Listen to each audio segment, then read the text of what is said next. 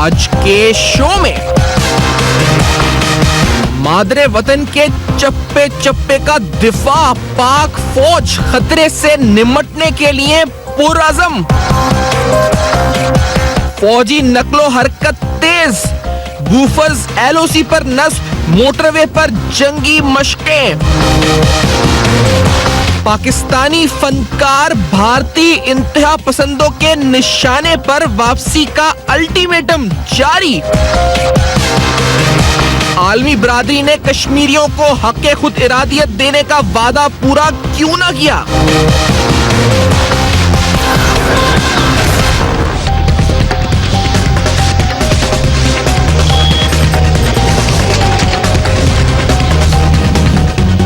अस्सलाम वालेकुम। पस पर्दा हक़ाइक़ सनसनीखेज़ इंकिशाफ़ात प्रोग्राम बेनकाब में हूँ आपके साथ सैफान खान।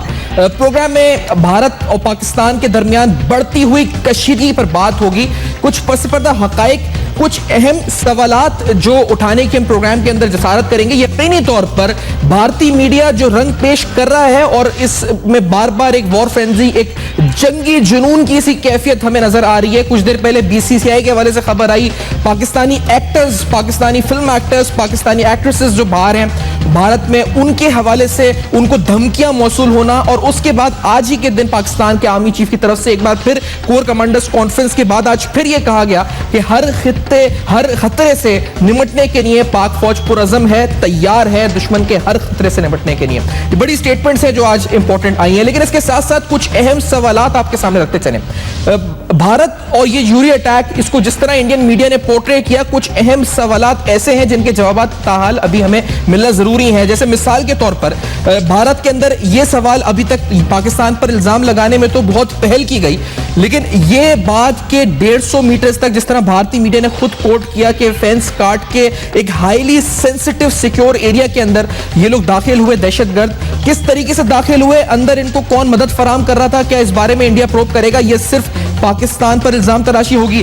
150 मीटर्स तक ये लोग अंदर आए और अनचैलेंज्ड, किसी ने रोका नहीं, किसी ने पूछा नहीं, ये दहशतगर्द गए और अंदर आकर इन्होंने इतने सेंसिटिव एरिया को सिलेक्ट किया पहले तो टेररिज्म के लिए, और वहां जाकर 150 मीटर तक अंदर गए। इसी तरह के कुछ और सवालात प्रोग्राम में जरूर उठाएंगे। जिस तरह एक और अहम खबर ये भी भारतीय मीडिया से ही सामने आई, जिसमें कहा गया कि वहां पर ऑयल डिपो थे जिनके अंदर आग लगी, यानी बहुत से सोल्जर्स जो इंडियन हलाक हुए वो बुलेट्स की वजह से नहीं बल्कि जलने की वजह से हलाक हुए। ये खबर भी इंडियन मीडिया ने ही दी, लेकिन इस बारे में ज्यादा शोर नहीं किया गया, इसको ज्यादा उठाया नहीं गया। पाकिस्तान पर इल्जाम तराशी में जल्दबाजी की गई, लेकिन इस मामले के इस पहलू को भी अब तक उजागर नहीं किया गया। इसी तरह के कुछ और अहम सवालात भारतीय हुकूमत के हवाले से, भारत के जंगी जुनून के हवाले से, वहां पर जो माइंडसेट प्रिवेल कर रहा है, इस हवाले से हम प्रोग्राम में जरूर बेनकाब करेंगे। आज के प्रोग्राम में मेरे साथ मौजूद है जनाब हसन निसार साहब, सीनियर सहाफी, सीनियर तज्ज़िया-ए-निगार, लाहौर से हमें ज्वाइन कर रहे हैं। हसन निसार साहब, बहुत शुक्रिया प्रोग्राम में आपने ज्वाइन किया।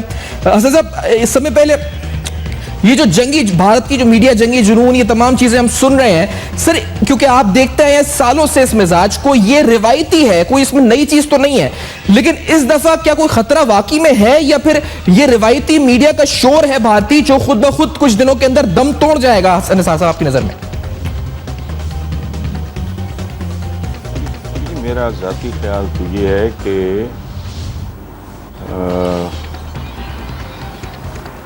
ये पॉप मौसीकी, हल्की फुल्की मौसीकी तक ही रहेगा। ये क्लासिकल तक जाने वाला मामला है नहीं। उसकी वजह है कि अगर खुदा ना खास्ता, अल्लाह ना करे, खाकम बदहन, ये अगर क्लासिकल राग में तब्दील हो गया तो बर्रे सगीर पे सदियों घास नहीं उगेगी। मैंने कल ही किसी चैनल पे कहा है कि साए भी जल जाएंगे। देखें, हिरोशिमा और नागासाकी पे जो 2 बॉम्ब्स, जिन्हें हम कहते हैं ना जी ये एटम बॉम्ब्स थे, वो थे एटम बॉम्ब्स ही, लेकिन वो एटम बॉम्ब्स की पैरोडी थे, वो उसके मिनिएचर्स थे। एक का नाम था लिटिल बॉय, दूसरे का नाम था फैट मैन। वो एटम बॉम्ब्स होने के बावजूद वो एटम बॉम्ब्स के वो मिनिएचर्स, मैंने आपको अर्ज किया ना, तो उन्होंने वहाँ जो कुछ किया, इस बात को 75 साल हो गए गालिबन, पाकिस्तान बने को 70 हो गए, 73-74 साल हो गए। अब अगर ऐसा कोई खेल होता है تو پھر دیکھیں بات سنیں، ایک ہماری نفسیات میں بھی ایک چیز موجود ہے، وہ ہے مشرقی پاکستان کا بنگلہ دیش بننا، جس پہ مودی صاحب ریسنٹلی بنگلہ دیش میں بڑے فخر سے اس کا کریڈٹ بھی کلیم کر چکے ہیں۔ اور ایک بنیادی بات جو میں بہت ہمبل طریقے سے عرض کر رہا ہوں، وہ یہ ہے کہ Hindus are confined to just India, باقی کو روٹی روزی کی تلاش میں کوئی ادھر ٹامے ٹامے دنیا بھر میں پائے جاتے ہیں۔ They are confined to just ایک جغرافیائی اکائی ہے۔ مسلمانوں کے چشم بدور ممالک بندے کو گنتی بھول جاتی ہے، ٹھیک ہے، وہ 58 ہیں، 56 ہیں، 60 ہیں، مجھے بھی نہیں پتا۔ جی تو اگر پھر آل آؤٹ ہو گیا کام تو مسلمان ممالک تو پھر بھی نہیں گنے جانے ہیں، الحمدللہ ادھر کام گڑبڑ مناسب نہیں۔ اور یہ بڑی میں بیسک سی بات کر رہا ہوں، عام آدمی کی فٹ پاتھ کی زبان میں سمجھانے کی کوشش کر رہا ہوں، ان کو بھی پتہ ہے اور ہمیں بھی پتہ ہے۔ سو اس لیے میرا خیال ہے کہ اتنی وحشت، اتنا پاگل پن ابھی نہیں آیا۔ دیکھیں ویسٹ میں یورپینز کی تاریخ اٹھا کے دیکھیں، 100 سال کی انہوں نے جنگیں لڑی، ایک دوسرے سے شدید نفرت، اور ایک دوسرے کو جیسے بھانڈ اور مراسی جیسے جگتے مارتے ہیں، وہ ایک دوسرے کو جگتے مارا کرتے تھے، ٹھیک ہے۔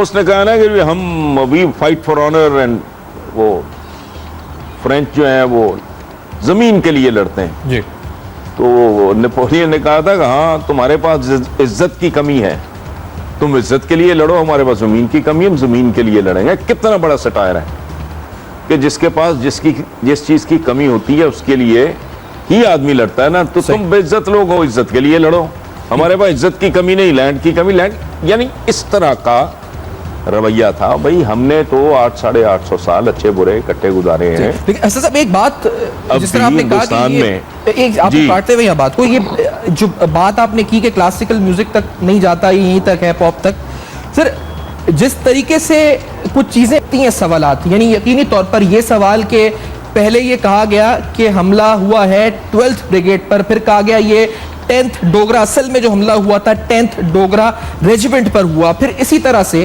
یہ جو بات کہ 150 میٹرز تک دہشت گرد فینس کے اندر تک داخل ہو گئے، ان کو کسی نے روکا نہیں، یہ جو کانٹرڈکشنز آئے ہیں ہمارے سامنے حسن نثار صاحب، یہ کیا انسائیڈ جاب لگتی ہے یا پھر یہ اس کے پیچھے جو کنٹروورشل کویشچنز ہے جس پر بھارتی میڈیا پردہ ڈال رہا ہے، وہ کیا حقائق ہے حسن نثار صاحب آپ کی نظر میں؟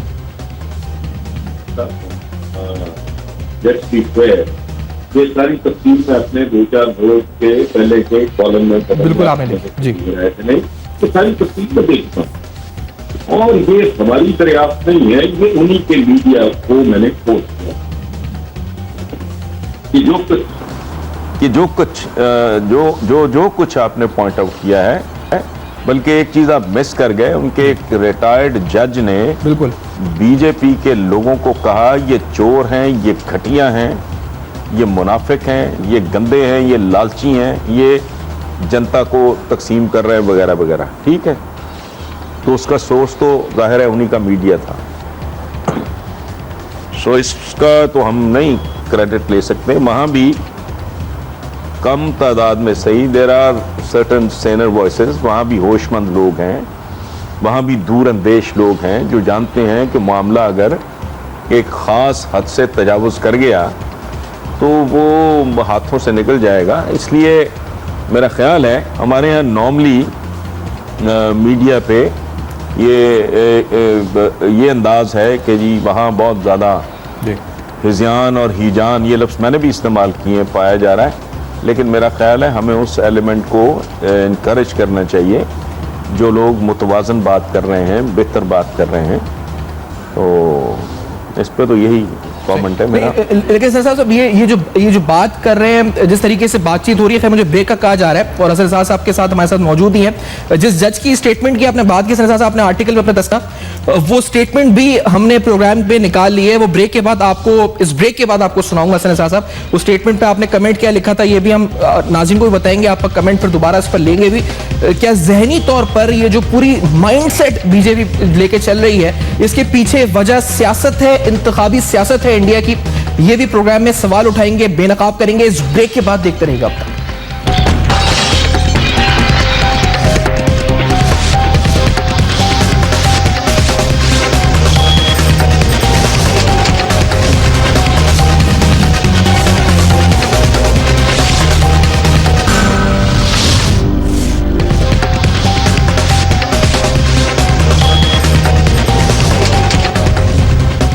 Welcome back. آپ دیکھ رہے ہیں بے نقاب. پاکستان بھارت کے کشیدہ حالات پر آج پروگرام میں گفتگو ہو رہی ہے. معاملہ بڑھ سکتا ہے یا معاملہ صرف ایک ایلیوژن کریٹ کیا گیا ہے, بھارتی میڈیا کی طرف سے جنگی جنون پیدا کیا جا رہا ہے, یا حقیقت میں کچھ خدا نہ خواستہ کچھ ہونے جا رہا ہے. لیکن پاکستانی فنکار جو بھارت میں اس وقت موجود ہیں, ان کو جو تھریٹس موصول ہو رہی ہیں, اس حوالے سے بھی کافی خبریں آ رہی ہیں. 48 گھنٹے کا الٹیمیٹم پہلے ایک خط لکھا گیا تھا فواد خان کو. انتہا پسند تنظیم نے یہ دھمکی دی ہے کہ 48 گھنٹے میں انڈیا فواد خان چھوڑ دیں. اس سے پہلے بھارتی صحافی نے فواد خان کو پاکستان واپس چلے جانے کو کہا تھا. اچھا, ان کی ایک مووی جو ہے انڈین ریلیز ہونے لگی ہے, جس میں فواد خان کردار ادا کر رہے ہیں. آج اس کا ٹریلر بھی ریلیز ہونا تھا. اس سلسلے میں وہاں پر جو انڈین ایکٹرز ہیں, شاہ رخ خان نے فواد خان کی سائیڈ لی ہے, ان کے بارے میں کہا ہے. اوم پوری جو ریسنٹلی ایک پاکستانی مووی میں ہمیں نظر آئے تھے, ان کی طرف سے فواد خان کے حق میں سٹیٹمنٹس آئی ہیں. اس کے علاوہ ماہرہ خان بھی وہاں پر ایک مووی میں کام کر رہی ہیں, خود شاہ رخ خان کے ساتھ اس وقت کو سٹار ایکٹریس آ رہی ہیں, اور علی ظفر بھی مختلف موویز میں وہاں پر آ چکے ہیں. حسن نثار صاحب, یہ جو فنکار ہیں یہ متاثر ہوتے ہیں اس پوری ٹینشن کے اندر. ان کو جو 48 گھنٹے کا الٹیمیٹم ہے, اس 48 گھنٹے کے الٹیمیٹم کے بعد کیا وہاں چھوڑ دینا چاہیے بھارت کو, وہاں رہ کر سامنا کرنا چاہیے اس چیز کا, ان کا کنڈکٹ کیا ہونا چاہیے, اور جو انتہا پسند تنظیم ہے بھارت میں, ان کو کیا گورنمنٹ کی سپورٹ حاصل ہے تبھی وہ کھلے عام ایسی دھمکیاں دے رہے ہیں؟ یہ تو پہلے بھی ہوتا رہا ہے. اس وقت اس لیے اس میں شدت کچھ زیادہ ہے. ایک تو حالات ایسے ہو گئے ہیں, اور دوسری بات یہ ہے کہ ہندوستان میں ایک خاص مائنڈ سیٹ کی حکومت ہے. سو اس طرح کے برساتی مینڈک, اگر یہی منموہن سنگھ ہوتے یا واجپئی ہوتے تو صورتحال میں اتنی آپ کو یہ گمبھیرتا نظر نہ آتی جتنی اس وقت دکھائی دے رہی ہے. ٹھیک ہے, باقی جہاں تک ہے معاملات کو دیکھنے کا, ایکٹ اور پھر ریئیکٹ کرنے کا تعلق, تو there is a soldier's way of looking at things, trader's way of looking at things, اسی طرح ایک thinker's way of looking at things, اور ایکٹر اور سنگر's way, آرٹسٹ کا جو اپنا طریقہ کار ہوتا ہے. سو میں تو نہ, سچی بات ہے, مجھے کوئی انڈین سینما کی کوئی اتنی لمبی چوڑی سمجھ ہے. ٹو ٹیل یو آنیسٹلی, میں تو دلیپ صاحب اور راج کپور صاحب اور دیوانند گورنمنٹ کالج ہمارے لاہور کے پڑھے ہوئے تھے. وہ جب تک یہ لوگ ایکٹیو تھے میری انڈین سینما میں دلچسپی تھی. اس کے بعد سے تو ٹیپر آف کر گئی. اب مجھے کوئی لمبا چوڑا, جتنے آپ نے نام لیے ہیں میں نے ان کو شاید میگزینز میں یا جو فلم ایڈیشنز ہوتے ہیں, تو میں نہیں جانتا یہ کون ہے, ان کا بیک گراؤنڈ کیا ہے, ان کا تعلیمی, ان کا پس منظر کیا ہے. باقی یہ موقع واردات کہنا چاہیے, اس پہ یہ لوگ خود موجود ہیں. It is for them to decide. اور پھر جو لوگ, جن لوگوں نے ان کو انگیج کیا ہے, ان کی سروسز کو ہائر کیا ہے, یہ ان کے ساتھ کریں. اس کی وجہ ہے کہ یہ اکیلے نہیں ہیں. اب یہ 10 میں مکمل ہو جاتی ہے, لمبا جوڑا کام ہے کہ ان کے ساتھ بیٹھیں کہ بھائی ہماری سیکورٹی کا آپ لوگ کتنا ذمہ لیتے ہو, کیا پروسیجر یا بیچ میں چھوڑ کے آ جائیں گے. وہ ایک اور طرح کی بداخلاقی ہوگی جو مسلمان کو زیب نہیں دیتی, جو اپنی کمٹمنٹ عمل کرتا ہے. بیچ میں اگر چھوڑ کے آتے ہیں ان کا بھاری نقصان ہوگا. تو it is for them to decide. یہ اس سوال کا جواب میں نہیں دے سکتا. صحیح, it is for them to decide. لیکن سر یہ حسن صاحب جو صورتحال ہوتی ہے جب بھی حالات کشیدہ ہوتے ہیں, پاکستان کا کرکٹ انڈیا کے ساتھ, پاکستان کی فلم, جو بالی ووڈ جو کولیبریشنز ہیں, ٹریڈ, یہ تمام چیزیں جو متاثر ہوتی ہیں. ان حالات کے اندر جب پاکستان اور پوری دنیا کے اندر گلوبل ولیج یہ سارے کانسیپٹس پیش کیے جاتے ہیں, یہ صحیح بھی ہے, جسٹیفائڈ ہے, یہ ہونا چاہیے, نہیں ہونا چاہیے, یہ تمام چیزیں جو ہوتی ہیں. اور یہ مسئلہ کشمیر کو لے کر بھی جو کانفیڈنس اور ٹرسٹ ہے دونوں جس کی ضرورت ہے وہ کم ہوتا ہے ایسے واقعات کے بعد, شدت سے کم ہوتا ہے. اس لحاظ سے بھی کتنا نقصان اس کاز کو پہنچاتا ہے یہ تمام جو انڈیا کر رہا ہے اس پر ان چیزوں کو. دیکھیے یہ ان چیزوں کا تعلق میری اور آپ کی خواہشات کے ساتھ نہیں ہے, میرے اور آپ کے ویلیو سسٹم کے ساتھ. ان چیزوں کا تعلق ہے کسی بھی قوم یا کمیونٹی میں جتنی زیادہ جہالت ہوگی اتنی ہی زیادہ جذباتیت ہوگی اور وہ اسی طرح بیہیو کرے گی. اور بعض اوقات اس طرح کی نوبت آ جاتی ہے کہ اب 9/11 کے بعد آپ کو یاد ہوگا بش نے فرینچ فرائز کو فرینچ فرائز کہنے سے اپنی قوم کو روک دیا کہ آج کے بعد ہم اس کو فرینچ فرائز نہیں کہیں گے. What a stupid thing to say and what a stupid thing to do. اسی طرح وہ جو اسٹیچو آف لبرٹی جو ان کو جنگ آزادی کے بعد وہ انہوں نے گفٹ کیا تھا, اس کے بعد اس کے بارے میں بھی کوئی اس طرح کی بات کی تھی. سو قوموں پہ جب وحشت کے اور پاگل پن کے دورے پڑتے ہیں, سکھوں نے کیا کیا ہم سب جانتے ہیں, تاریخ اٹھا کے دیکھیں تو بڑا اچھا. مسلمانوں نے بھی جہاں بس چلا کم نہیں کیا, ایسی بات نہیں, لیکن آج وہ اتنی محبت کرتے ہیں. میں ایسٹ پنجاب گیا ہوں, بیرون ملک بھی جب سکھ ملتے ہیں تو اتنی محبت, اتنی گرم جوشی, اور جب بھی بات کریں تو کئی لوگوں کی تو آنکھیں گیلی ہو جاتی ہیں کہ پتہ نہیں کیا بربریت تھی, کیا وحشت تھی, کیا دورہ پڑا ہوا تھا. سو وہ ایک خاص طرح کا سٹیٹ آف مائنڈ ہے جس کی حکومت ہے. یہ مودی حکمرانوں کا جو مائنڈ سیٹ یہ نیچے تک سرایت کر جاتا ہے. یہ جیسے پانی نہیں ہے اسے کہتے وہ اس کا وہ رشتے نیچے تک چلا جاتا ہے, تو وہ مائنڈ سیٹ ہے. یہ جو لوگ جن کے آپ نے نام لیے ہیں اداکاروں کے اور اداکاروں کے, انہوں نے کس طرح بہیو کر رہا ہے میں آپ کو نہیں فیصلہ کرنا. انہیں کوشش کرنی چاہیے کہ یہ اپنی کمٹمنٹس آنر کریں. اچھا, لیکن ان سے ضمانت لیں کہ بھائی ہم اپنے پیروں پہ کھڑے ہیں, کیا تم میں اتنا دم ہے, ورنہ لعنت بھیجو بھائی عزت سے اور اس کے بعد زندگی سے, تو بڑھ کے کوئی چیز نہیں ہے. جو خط لکھا گیا ہے وہ بہت ہی گھٹیا قسم کا تھا, جس میں اس میں بار I've seen that letter کہا گیا تھا یہ اس لڑکے کے بارے میں, فواد خان کے بارے میں, جو فواد خان کے بارے میں, تم نے اتنا پیسہ ہے تمہاری نسلوں کے لیے کافی ہوگا. یہ کسی چھچورے آدمی کا, اس کو اکنامکس کی ABC نہیں آتی. ایسا نہیں ہوتا.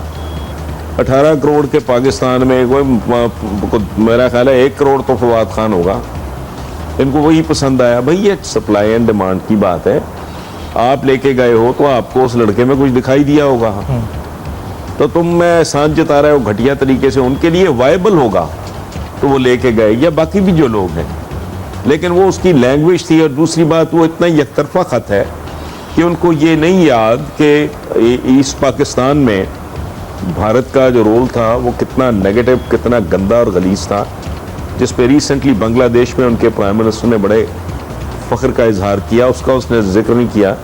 ان کا جو ایک باقاعدہ سرونگ آفیسر پکڑا گیا اس طرح کی. اچھا, ایک چیز جو آپ نے اپنی آرٹیکل میں کوٹ کی تھی, جو آرٹیکل میں کوٹ بھی کی تھی, جو ایکس جج کی بات ہے انڈیا کے, جو مائنڈ سیٹ ہے بی جے پی کا, جو بڑا کرٹیسائز انہوں نے کیا ہے, وہ ساؤنڈ بائٹ بھی ہم نے اس جو ایکس جج ہیں کاجو جن کا نام ہے, جنہوں نے مودی صاحب اور بی جے پی جو وہاں پہ حکومت ہے, حکمران جماعت ہے, اس کے بارے میں کچھ اہم باتیں کی ہیں کہ وہ کس طرح ووٹس حاصل کرتے ہیں. حسن صاحب میں وہ کلپ سنا کے پھر آپ کا کمنٹ اس پہ لینا چاہ رہا ہوں. یہ ایکس جج ہیں, یہ پریس کاؤنسل آف انڈیا کے سربراہ ہیں, سپریم کورٹ آف انڈیا کے جج بھی رہ چکے ہیں. لیٹس ہیئر دیٹ وہ کہتے کیا ہیں بی جے پی کی حکومت کے بارے میں, وہ ووٹ کس طرح لیتے ہیں, سسٹم کیا ہے وہاں پہ الیکشنز کا. Let's hair that.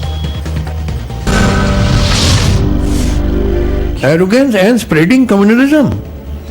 These people had, just see what they were lynching of that Ikhlaq in Dadri and attack on Muslims in Vallabhgarh. Earlier it was in Muzaffarnagar, to polarize people. This beef politics, all the hate speeches by Adityanath and Sadhvi Prachi and so on. I mean, this was being deliberately done. So BJP cannot win elections unless they get some other castes also. Now those castes are voting for other parties. Only upper caste Hindus are voting for BJP, but that is just 15-16%. Voting goes on religion and caste line. The only way BJP can succeed is by spreading communal tension and communal riots, because as against Muslims, other Hindus tend to unite. Otherwise they are divided on caste lines and voting for different party. But for example, Babri Masjid issue, Ram Janmabhoomi, on that they united against Muslims. So BJP can only thrive when there is communal tension and communal hatred and communal riots.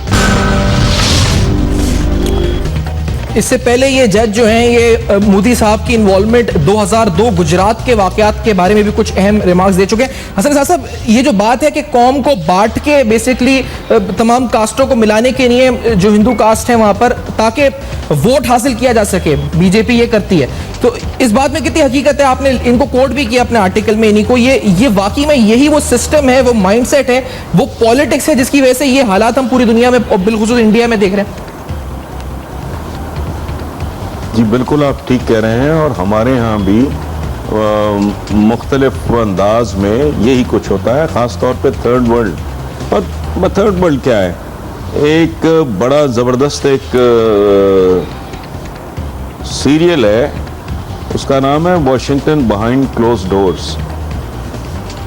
उसमें आप देख लें America में आजकल जो कुछ हो रहा है वो आप देख लें। उसकी क्या एक कैंडिडेट है जिसने अपनी सारी कैंपेन ही मुसलमानों के ख़िलाफ़ नफ़रत की बुनियाद पे उस्तवार की है, तो ये पार्ट ऑफ द गेम। लेकिन इंडिया में वो एक इनके साबिक जो इंटेलिजेंस के चीफ हैं जिनका ओरिजिन बंगाल है, मैं उनका नाम भूल रहा हूँ, बड़ी ज़बरदस्त किताब है उनकी, गैंगलैंड डेमोक्रेसी।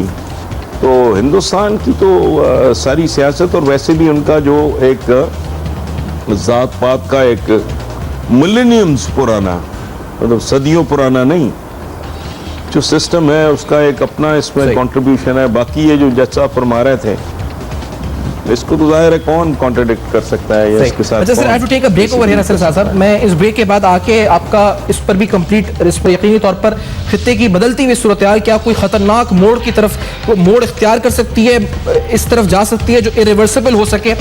कश्मीर की तहरीक कहाँ खड़ी है, भारत के अंदर खुद क्या कहा जा रहा है इस बारे में, ये भी जानेंगे बेनकाब में इस ब्रेक के बाद। देखते रहेगा।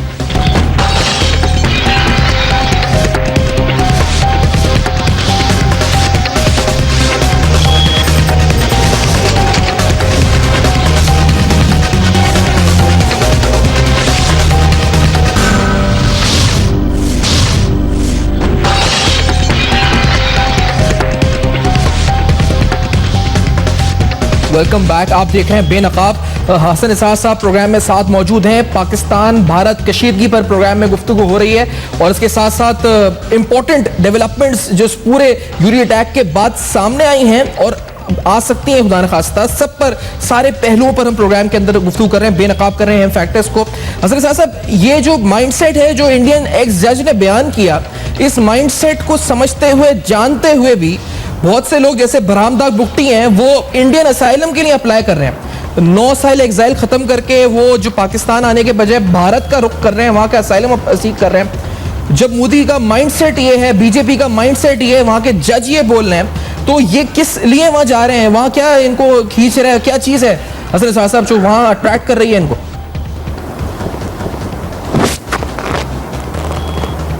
देखिए उनके अपने पहले तो माइंडसेट की जो बात की है ना, ये माइंडसेट सदियों में इनका डेवलप हुआ है। आपको याद होगा फॉल ऑफ ढाका के बाद इंदिरा गांधी ने कहा था कि हमने नज़रिया पाकिस्तान खलीज बंगाल में गर्क कर दिया है। तो दैट इंडिकेट्स अच्छा जिस एलिमेंट का आप जिक्र कर रहे हैं जी, ये तो अल्लाह का शुक्र अदा करें कि एक्सपोज्ड है, वाज़ेह है, नंगा है, बेनकाब है। इसी तरह का एलिमेंट हुब्बुल वतनी की चादरें ओढ़ के पाकिस्तान में भी मौजूद है। بات کرنی چونکہ ثبوت نہیں ہے, مناسب نہیں. کہتے ہیں نا کہ ایک سرکمسٹینشیل ایویڈنس ہوتی ہے. جی اس ملک میں بہت سی چیزیں جو میچور نہیں ہو سکیں, پروان نہیں چڑھ سکیں, اس کے پیچھے کون لوگ ہیں اور کیوں کر رہے ہیں وہ مجھے بھی اندازہ ہے, آپ بھی جانتے ہیں. کالا باغ ڈیم پہ ہمارے ظفر صاحب تھے ابھی ریسنٹلی, چیئرمین ریپڈا تھے, تو مطلب ایک ایسا بیوروکریٹ, اب تو وہ چھوڑ چکے, ریزائن کر چکے ہیں. وہ کہتے ہیں نا کہ وہ ان کے وہ مطلب ان کی شرافت, نجابت, تو کوئی آج تک انگلی نہیں اٹھا سکا. اس سے پہلے شمس الملک تھے, وہ کالا باغ ڈیم کے حوالے سے ان کی تحریر میرے پاس کئی کتابوں میں موجود ہوگی. سو ایک ایلیمنٹ ہے, اور ظاہر ہے بوقت ضرورت انہوں نے اپنے آقاؤں اور سرپرستوں کے پاس ہی بھائی پناہ لینی ہوتی ہے نا, تو اس میں تو کوئی حیرت کی بات نہیں ہے. نہیں, لیکن یہ حیرت کی بات نہیں ہے یقینی طور پر. سر یہاں پر اس واقعے سے برآمدات بھٹی کے بعد تھوڑا سا کراچی کی صورتحال پر آتے ہوئے, کیونکہ ایم کیو ایم کے جو بانی ہیں جن کو یہاں کی ایم کیو ایم لا تعلق کر چکی ہے, وہ بھی ان کی جو باتیں تھیں, ان کے جو بیانات تھے, ان بیانات کے بعد جس کشمکش کے اندر لندن پاکستان چل رہا ہے اس وقت, حسن نثار صاحب, کیا یہ بھی وہی ایلیمنٹس ہیں جو برآمدات بھٹی والا ایلیمنٹ ہے جس کی نشاندہی اس طرح یہ بے نقاب ہوئے ہیں, کوئی کسی اور طرح بے نقاب ہوا ہے؟ حسن نثار صاحب دیکھیں, یہ سوال اس لیے نہیں بنتا کہ وہ خود ایک بات کر چکے ہیں. میں تو ہمیشہ یہ بات کہتا ہوں, میرا تو اپروچ یہ ہے کہ غداری اور یہ کسی کو غدار یا کافر قرار دینا, جب تک کوئی آدمی کسی آپ اپنی آنکھوں سے نہ دیکھ لیں اور کانوں سے نہ سن لیں, میں تو کسی کو اس طرح کا فتویٰ یہ سرٹیفکیٹ نہیں دے سکتا. وہ تو الطاف حسین صاحب جو بات کر چکے ہیں اس کے اوپر مجھے اور آپ کو کیا کامنٹ کرنا ہے. وہ صورتحال سامنے ہے. جہاں تک کہ ساری سچویشن کے بارے میں آپ مجھ سے پوچھ رہے ہیں تو میرا ڈے ون سے کلیئر سٹانس ہے. جس دن اس سلسلے کا آغاز ہوا اس دن ہمارا ایک پروگرام ہوتا ہے رپورٹ کارڈ, وہ تھا, اور تب سے لے کے اب تک میرا تو کوئی سٹانس تبدیل نہیں ہوا. جب انہوں نے لا تعلقی کا اعلان کیا تب بھی کہا گیا کہ جی یہ کوئی ڈرامہ ہے, یہ فلانا ہے, تو میں نے تب بھی کہا تھا بلف ہے تو کال آف ہو جائے گا, لیکن میرا نہیں خیال کہ یہ بلف ہوگا. ان کی باتوں پہ یقین کرنا چاہیے اور مناسب وقت کا انتظار کرنا چاہیے, بیکاز اگر یہ کوئی ڈرامہ ہے یا جھوٹ ہے, یہ بلف ہے, یہ کال آف ہو جائے گا, یہ پکڑا جائے گا. لیکن کرائن سے اندازہ ہوتا ہے جو ایونٹس جس طرح ہو رہے ہیں کہ اس کے بغیر اب کچھ چارہ رہ نہیں گیا, اور اب تک جو صورتحال ہے اس کے مطابق ہی جا رہا ہے. صحیح. اچھا, ایک اور امپورٹنٹ چیز کشمیر کے حوالے سے حسن نثار صاحب, یہ آپ نے بھی کوٹ کی اپنے آرٹیکل میں, یہ لالو پرساد یادو کی سٹیٹمنٹ ہے, انڈین پولیٹیشین ہے, کہتے ہیں جی کہ situation is Kashmir slipping out of control, اور اس میں آگے بھی وہ بولتے ہوئے کہتے ہیں کہ جموں اینڈ کشمیر جو ان کا موقف ہے بھارت کا, is an integral part of the country, but what I see is that the situation is slipping out of control, the situation is not good here. یہ لالو پرساد بڑے معروف, یہاں پر بھی پاکستان میں ان کے چرچے کیے جاتے ہیں اکثر. حسن صاحب, بھارت سمجھ رہا ہے کشمیر ہاتھ سے نکل رہا ہے, یہ آہستہ آہستہ ایریورسبل صورتحال اختیار کر رہا ہے, آپ نے لکھا, آپ کے الفاظ میں ایریورسبل آپ نے کہا تھا, تو یہ پہنچ چکی ہے تحریک وہاں پر یا ابھی پہنچے گی اس نقطے پر؟ میں نے اس میں یہ لکھا تھا کہ معاملہ بہت تیزی سے اس طرف جا رہا ہے, بلکہ if I can correctly recall میں نے لکھا تھا کہ اس بار کشمیریوں کے تیور بہت مختلف ہے. تیور بہت مختلف ہے, جی ٹھیک ہے. یہاں میں نے کہیں پڑھا تھا, میں آپ کو یاد دلاؤں, بڑی خوبصورت بات ہے. ذوالفقار علی بھٹو مرحوم دورے پہ تھے الجزائر میں, تو انہوں نے اس وقت وہاں کے جو پریزیڈنٹ تھے بومدین, ان سے کشمیریوں کے حوالے سے بات کی, تو انہوں نے کہا کہ mister prime minister please come with me. وہ ایک لمبی واک کے بعد ایک کھڑکی کی طرف لے گئے, انہوں نے پردہ ہٹایا کھڑکی کا اور کہا کہ ہمارے پرائم منسٹر جو تھے اس وقت بھٹو صاحب, ان کو کہا جس دن کشمیری اتنا بڑا قبرستان بھر دیں گے دنیا کی کوئی طاقت ان کی آزادی کو نہیں روک سکتی. یہ بڑا زبردست جواب تھا. کشمیریوں کی سٹرگل اور آزادی کے حوالے سے میرا خیال ہے بومدین کہ اس جواب سے بہتر جواب ہو نہیں سکتا. آزادیاں اس طرح نہیں ملا کرتی. یہ کوئی آپ شٹاپو کھیل رہے ہیں, یہ کوئی پنگ پونگ کھیل رہے ہیں, آپ کوئی آنکھ مچولی کھیل رہے ہیں. یہ زندگی موت کا کھیل ہے بھائی. اگر آزادی چاہیے تو پھر چال ڈبل کرو جیسے بڑا جواریہ کرتا ہے. کیا آپ نے 100 ہارا ہے, اگلی چال 200 کی, وہ بھی ہار گئے, اس کا مطلب ٹوٹل 300 ہار گئے, اگلی چال 600 کی, وہ بھی ہار گئے, 600 پلس 300 900 کی, اگلی چال 1800 کی. ان کے اعصاب ٹوٹ جائیں گے. یہ میں دیکھیں, میں زندگی میں پہلی بار میں ایموشنلی اس معاملے میں انوالو ہوا ہوں, صرف اس لیے کہ مجھے لگا ہے کشمیری واقعی اپنے پیروں پہ کھڑا ہو گیا ہے, اور وہ ہر قیمت پہ اب اس کو یہ جو ٹنٹا ہے وہ ختم کرنا چاہ رہے ہیں. اس کو قربانی جو ہے وہ تو کم سے کم قیمت ہے آزادی کی. اگر وہ دینے پہ آمادہ ہیں تو ایک چھوڑ 1001 مودی بھی ہو, دنیا کی کوئی طاقت اگر کوئی غلام رہنا نہ چاہے تو اسپارٹیکس کی طرح وہ صلیب پہ چڑھ جاتا ہے, غلام نہیں رکھا جا سکتا اس کو. سو جتنی ڈیسپریشن آپ کو انڈیا میں نظر آ رہی ہے, ایک تو ان کا مائنڈ سیٹ خاص ہے جو ہم نے شروع میں بات کی, آپ نے بھی کی, ایک تو خاص مائنڈ سیٹ ہے ان لوگوں کا جو اس وقت اقتدار میں ہے. دوسرا جو فرسٹریشن اور ڈیسپریشن کا ایک عالم ہے, اٹس اونلی بیکاز انہیں کشمیریوں کا تیور ہی وہ نہیں ہے جو آج تک ہم دیکھتے آئے ہیں. ہم بڑی بڑی باتیں کرتے رہے اور وہ یہ کوئی پاکستان کیا اخلاقی فلانا سپورٹ سب اپنی جگہ پہ ہے. ہندوستان کی بے رحمی اپنی جگہ پہ ہے, پاکستان کا ان کو سپورٹ کرنا اپنی جگہ پہ ہے, UN کی تقریریں اپنی جگہ پہ ہیں. But in the ultimate analysis bottom line کیا ہے, کتنی جانیں دے سکتے ہو, ختم.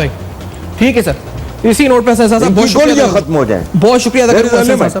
ٹائم اپنے اختتام پر پہنچ رہا ہے. اسی نوٹ پہ وائنڈ اپ کرتے ہوئے کشمیر کی صورتحال, بھارت پاکستان میڈیا پر جنگ جنون بھارت کر رہا ہے, بھارتی سیاستدان کر رہے ہیں, میڈیا اینکرز کر رہے ہیں, آخر بات بڑھ کس طرف رہی ہے, یہ سارے سوالات اٹھائے ہیں. مائنڈ سیٹ کیا ہے, بے نقاب کیا ہے, اب تک پر ای میل ایڈریس, فیس بک اور ٹویٹر. آپ کو پھر جوائن